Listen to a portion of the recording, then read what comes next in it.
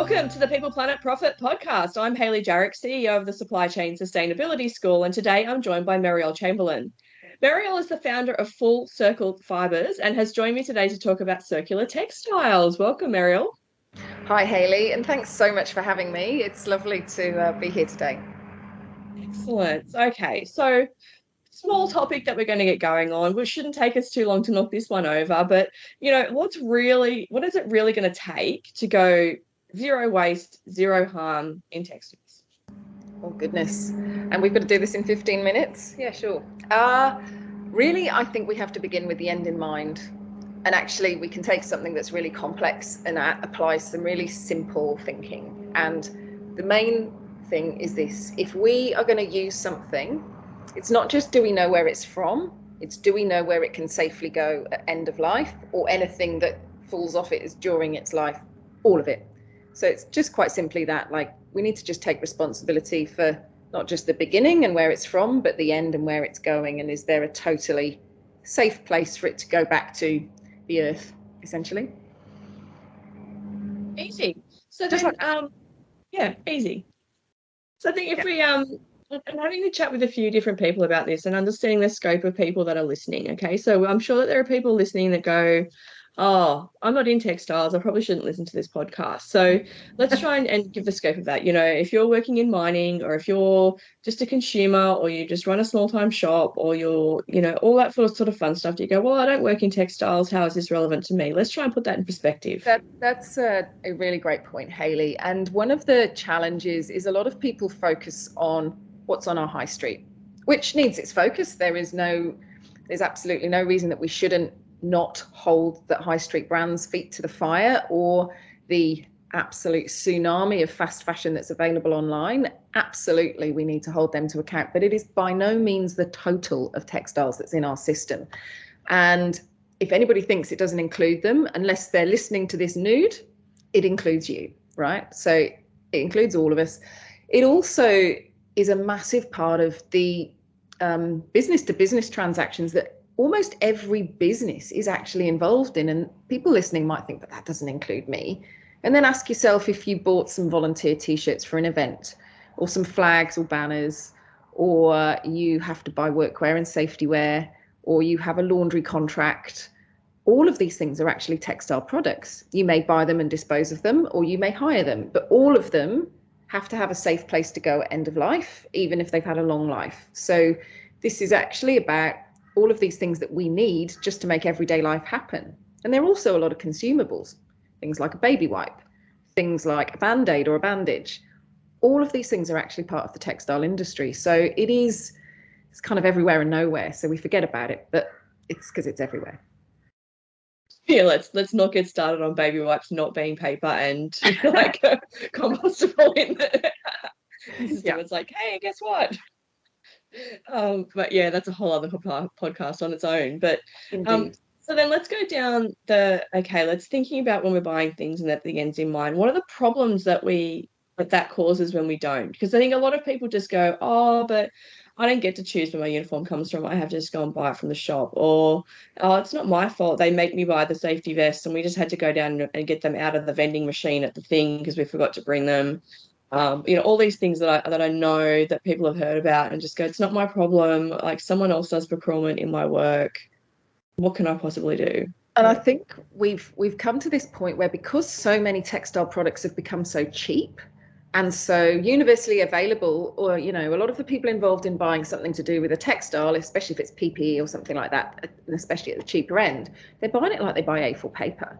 They're just calling up somewhere that's the warehouse full of all the stuff they might need, that might be a spill kit, a bucket, boots, shirts, screws, hammers, whatever. It just all comes from the same place, and it's just another thing on a list. And all of those things actually need these questions asked of them. My expertise is in textiles, so that's what we're talking about today. But every single one of those things came from somewhere, was made by someone, and will need to be disposed of at end of life. And therefore, these opportunities. But to do it differently takes a bit of planning, and we're all just in time, last minute. We don't want to hold onto any stock for longer than we have to. So we've got all these metrics that force us to try and have the lightest touch on the stuff. own it for the least amount of time because of inventory turns and all the rest of it, which means there is no current reward for trying to do things differently for a supply chain analyst in a business, for example, and they're often in those roles for a very short time. So maybe somebody's looking after a certain category of supplies for 3 months or 6 months until they move on to something more exciting than socks, and there might be, buying mining trucks next, which is a hell of a lot more sexy, so there are just these things that just need to be there that are taken for granted. And because the individual items are often quite cheap, people just don't assume that, well, why does it matter? It doesn't matter, it just goes away. So really, one of the things now, particularly in workwear, that's beginning to happen is some of the better workwear businesses are beginning to offer take back, for example, so that you can actually pay to have the garment taken back at end of life. And at the moment, there's very little recycling onshore in Australia. There is some, but there are some credible organisations that are also managing that to get safely decommissioned offshore. Most of those technologies are more of a down cycle than a recycle, but it is better than just straight to landfill. So that is a start point. But then when we start looking at that and we look at those prices per kilo, we can then start going, well, what would it look like to actually onshore circularity, which is what I work on? And what would it look like to actually create a product that we might desire or need from that waste textile? Then we get to the point that what that garment is made from in the first place massively affects the value we can create at take back. So the most in demand post-consumer textile waste is 100% cotton, because that's the most commercial, highest value chains of and the commercial technology available to create a fibre that people want again. The highest value, either pre or post-consumer textile feedstock for recycling, is 100% cotton. So then you go, well, if we can use a garment to start with that's that, then the value at take back is going to be more, which means the cost of the take back program should go down because the people can get more value out of it. Yeah. So then we begin to talk about values in and out rather than just cost at demand. And the other massive thing is longevity, because the real big challenge, whether it's fashion, whether it's workwear, whatever, is speed. And how long are we using things for? So one of the other things that is in many people's scope of choice is, can I be involved in buying things that we can use for a long time? If you're going to make a t-shirt to use for promotional, don't put a date on it. Make it so that you can use it for several events or maybe even over several years. Because the best thing we can do is reduce the volume in the system in the first place. And that is, everything else I've talked about sounds quite complex, but that is something everybody can begin to act on from the beginning. So, I like to have solutions that, people can do something with, even with whatever their scope of impact can be. And they're really great tips, because I think that's what people, a lot of people think circularity is recycling end of life. Mm-hmm.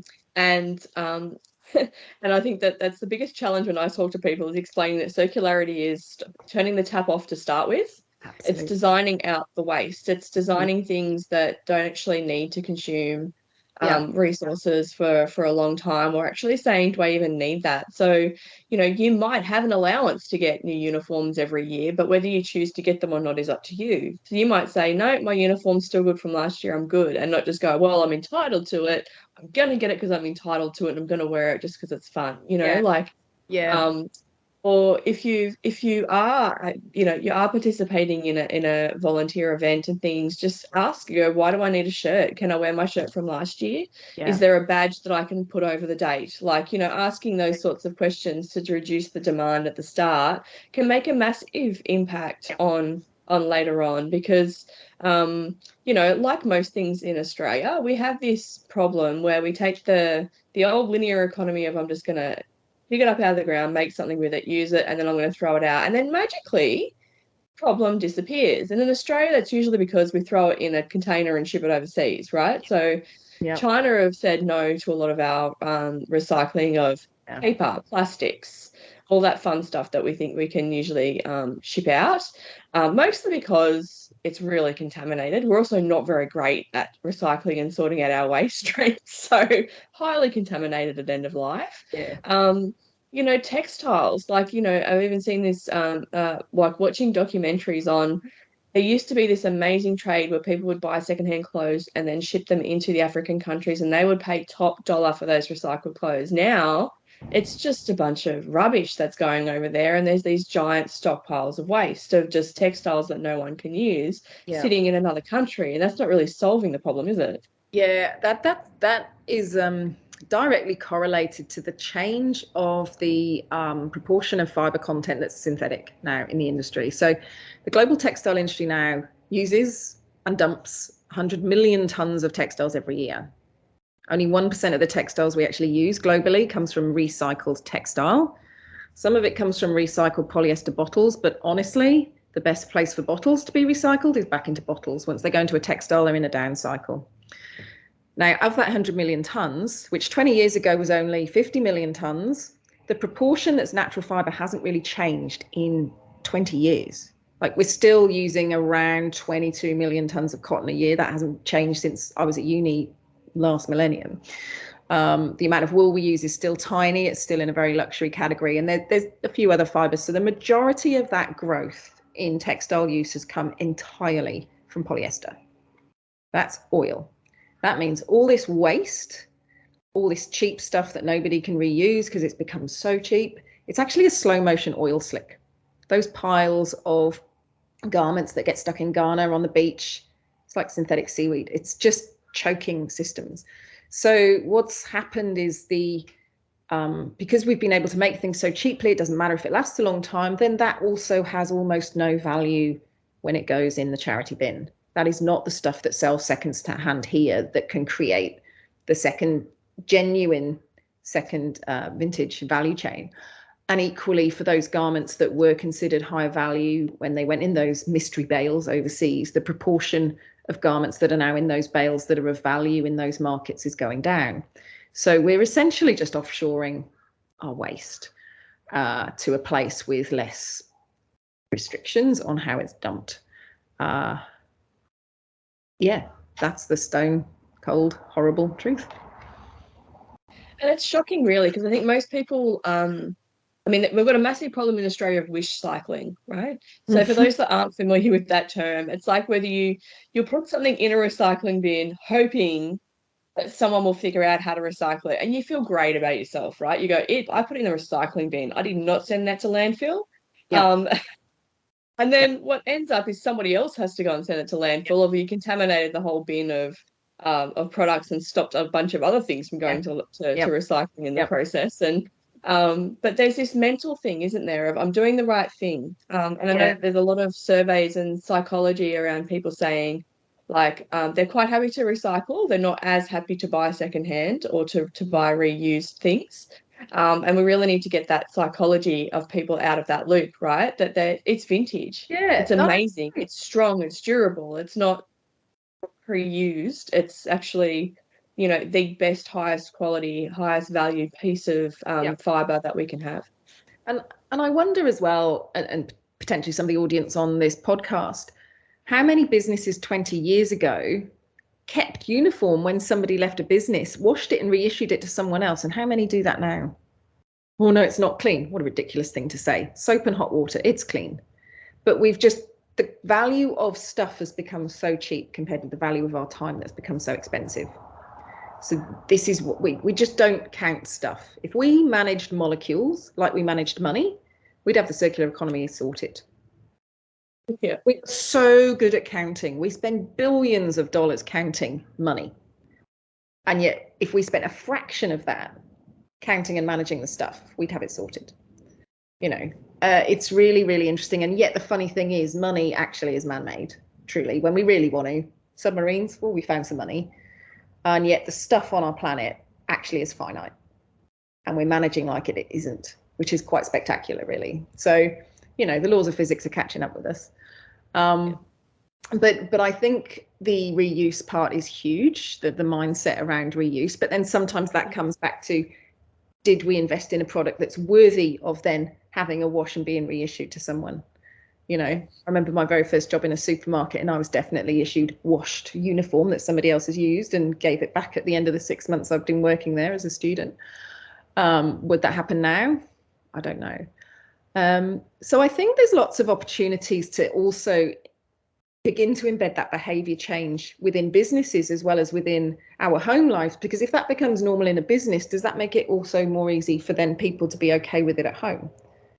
And we sort of cross-fertilize, normalizing not throwing stuff out if it's still got a value. The other thing is that with textiles, we've, with circular economy in general here in Australia, we can't completely close the loop on shore at the moment, which is what I'm working on right now. And there's no reason not to be able to do that. It's just we've almost just stopped believing in the fact that we can manufacture things. We keep telling ourselves we can't do things here, which is really interesting because the technology is completely available. And actually the bit that we need to do to close the loop, which is spinning to go from fibre to yarn, like this. So we've got to go from fibre to yarn. We do everything else here. That actually isn't high labour. This state-of-the-art technology, it's really automated because strangely enough, the industry isn't like it was 200 years ago. It's moved on. So there's no just spinning wheels overseas with like people feeding it in, like. Yeah, it's like just amazing high-tech machinery. And we only need to add one more machine in there, and then we could tear old cloth and then blend that to make recycled yarn or blend it with our amazing virgin fibre. So, but we just seem to think we can't do things for ourselves anymore. And it is really fascinating. And yet we've got space, we've got amazing raw materials, we've got a textile waste problem. I'm not suggesting that everything we need would be made locally, but the circular economy in general is exactly this. It's about we need to remake things or remanufacture things. Well, there's no remanufacturing unless we've got manufacturing. And the circular economy at the moment seems to be in infographics and reports, and it doesn't happen in the clouds, it happens for real, and we need to get hold of that. And actually that's really exciting. Like we've just got this sort of whole open field of opportunity. So that's what I'm working on now. But it is really interesting that we just seem to think that we can't do things for ourselves when actually the technology exists. We've just got to cherry pick the bits that suit us here. Yep. And so there's probably a few people listening too going, oh, but I'm just one person. How can I possibly surely this is up to the people who make the clothes. Isn't this their problem? If they stop giving me crap, then I would be able to reuse it and it would last longer. And, how does all of that work? So, so let's give them a bit of an update on extended producer responsibility and stewardship schemes that are happening in Australia. Oh, now that is a great question, Hayley. There's a couple actually of good news stories. Number one, fully fledged in action is the mattress stewardship scheme, and part of that is textiles. That's actually been running live for over a year now, and that community's been pretty active as an industry in working on reclaiming all the parts of a mattress, textiles, which is a small percentage actually.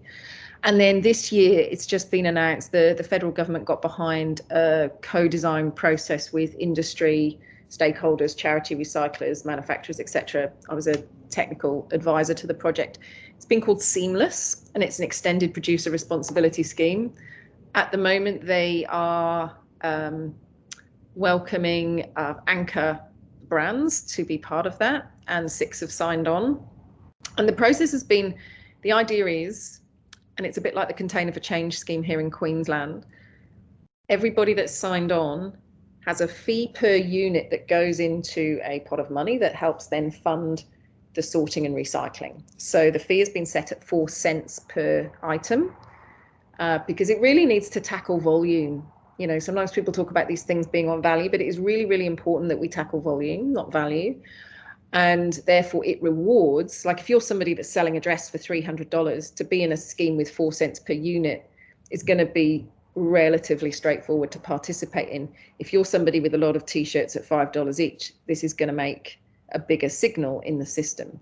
So this is the beginning of setting up a framework to track what are the volume of units coming in or made here, and by far and away most of them come in, but also then beginning to create a pot of money that can go towards research and developing the infrastructure that we need to either sort so that it can be well recycled offshore, or then also do the recycling here and create different models of income streams for that.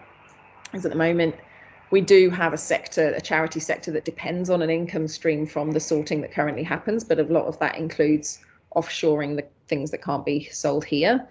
And so we need to sort of stage our approach to transition from the one model to the other. So it's some really good work's being done. It's quite exciting. So I really that comes live next year. And from there, hopefully that's the beginning of changing our relationship with stuff. I love it. I love that there was that there's so many of these extended producer responsibility and stewardship schemes coming on board, that's sort of really forcing people that are making the problem solve it, as opposed to making consumers who are sort of dumped with the problem to solve it on the back end. And that's really going to cause some major shifts in the way that things happen, especially if they know that, don't make things that can't be put through that system easily. And that's going to start making things come through that it gives sort of hope to people that are using them. To keep them in use for longer, and then they know that there's a credible way that they can, instead of wish cycling at the end of life, they can actually genuinely put them through a cycle. I think the fact that we have the wish cycling problem, though, goes to the point that we're actually naturally really keen to recycle. We really do want to. Like, when we look at the challenge we've had with soft plastics, one of its biggest challenges was nobody in the corridors of power expected average everyday people to be so enthusiastic at making sure waste didn't go to the bin. So what this tells me is, if we can give people clear instructions on how to sort things at a higher level, maybe we even work with people to decommission. We all know when clothes are beyond being sellable. But what would it look like if we were able to say, okay, it's going to be Red Waste Cloth Month at Vinnie's, or wherever. Please cut off your buttons, please cut off your zips, just bring in this, please bring it in washed. This is what we're going to be able to create with it. Like, wouldn't that be amazing? And I'm sure our biggest problem would be too much. So what I've been working on is scoping a sort of minimum viable scale to do the spinning and recycling here, where we know that we would be able to find market for the volume that we could create, but also be agile enough to be able to take waste in really highly sorted quantities and not needing it to be massive tonnage. Because when you can take waste in a much more highly sorted way, and uniform is a really fantastic opportunity for this, because you know where it's from, you know where it's made of, because it's all come from the same place, then we can create a much higher value output. And when you can create a high value output, it makes it a lot more affordable to manage it and do it here on shore. It's when we sort of end up with the grey mush, if you like, that comes out of a really mixed waste stream, that you're really managing a down cycle rather than creating an awesome product that somebody really, really wants. You're sort of creating something that people use because they feel like they should. And we're really going to drive the circular economy when we're designing really desirable things that people want. And then it's just a bonus that it's also got this waste stream that it's fixing. And really it's that engagement that's going to take recycling and, better not waste it, to, oh, wow, this is really incredible. Oh, and I can sleep at night because it's got this brilliant waste stream that it's recycling, or being part of a genuinely in balance or circular system. Yeah, amazing. Well, there's a lot of things that are being done that I'm very much looking forward to coming into play and ramping up. And there's a lot of things still left to do. So I'm glad that people like you and organisations like Full Circle Fibres are in place, because that's what's helping the industry transition. And I can hopefully, like I said, a lot of this stuff, I get to the point saying I'm going to be sitting there with my grandkids in 50 years' time, and they're going to be laughing at the way things used to happen, and just going, wow, they used to do what? And I think that's kind of testament to, and that keeps me going through this industry, and I'm sure it does you as well. So Meriel, thank you for joining me today. Thank you. And I'd just like to say that in my work with Full Circle Fibres, I do work directly on product, but I also do work with larger organisations that are looking to put supply chain strategies in place to build out those problems in the first place. So preferred fibre sourcing, or looking to get the supply chain ethics in place, even if it is offshore rather. So I am working twofold, because we can create a lot of impact when a large industry or a large organisation can create a minor change. We can sometimes get massive impact. And so all of those steps count. So I sort of work in both sides, working with small scale here and big scale offshore. Excellent. And thank you everybody for listening to the People Planet Profit podcast. Until our next episode, goodbye.